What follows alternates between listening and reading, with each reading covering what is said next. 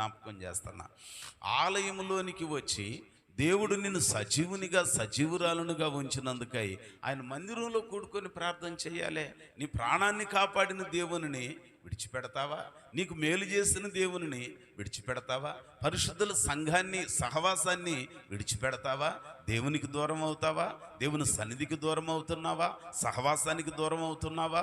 పరిశుద్ధుల గుంపుకు దూరం అవుతున్నావా? ప్రార్థన చేయటానికి ఎడమవుతున్నావా? జాగ్రత్త, జాగ్రత్త.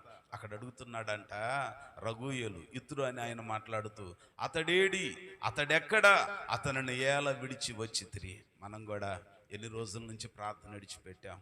ఎన్ని రోజుల నుంచి మేలు పొందుకున్న సంఘాలను విడిచిపెట్టాం?